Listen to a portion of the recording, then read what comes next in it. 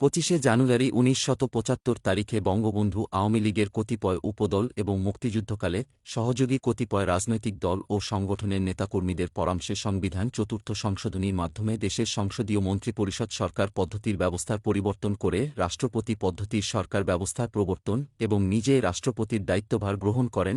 একই সঙ্গে রাষ্ট্রপতির সন্তুষ্টি সাপেক্ষে দেশে একদলীয় রাজনৈতিক ব্যবস্থা প্রবর্তনের বিধিবিধান করা হয়। এরপর ২৪শে ফেব্রুয়ারি ১৯৭৫ তারিখে রাষ্ট্রপতির আদেশ বলে আওয়ামী লীগ, বাংলাদেশের কমিউনিস্ট পার্টি ও ন্যাশনাল আওয়ামী পার্টি মোজাফফরগুলোকে একীভূত করে বাংলাদেশ কৃষক শ্রমিক আওয়ামী লীগ বাকশাল নামে জাতীয় দল গঠনের ব্যবস্থা করা হয়। উক্ত আদেশ বলে অন্য সব রাজনৈতিক দল ও সংগঠন বিলুপ্ত হয়ে যায়। এই পদক্ষেপকে দেশে রাজনৈতিক ঐক্য প্রতিষ্ঠা একটি সাময়িক ব্যবস্থা হিসেবে প্রচার করা হলেও এটা যে বঙ্গবন্ধুর সারা জীবনের আদর্শ, বিশ্বাস, কর্মকাণ্ড ও অঙ্গীকারের সাথে অসঙ্গতিপূর্ণ ছিল এবং বাংলাদেশের রাজনীতি সচেতন জনসাধারণের চিন্তাচেতনা বিরোধী ছিল তাতে বিন্দুমাত্র সন্দেহ নেই।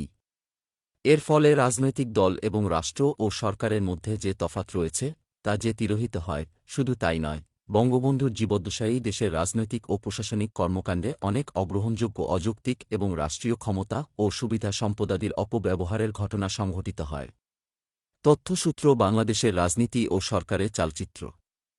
লেখক এম এ ওয়াজেদ মিয়া। পৃষ্ঠা নং ১৬। বই পড়ুন, ইতিহাস জানুন, নিজের বিবেক জাগ্রত করুন।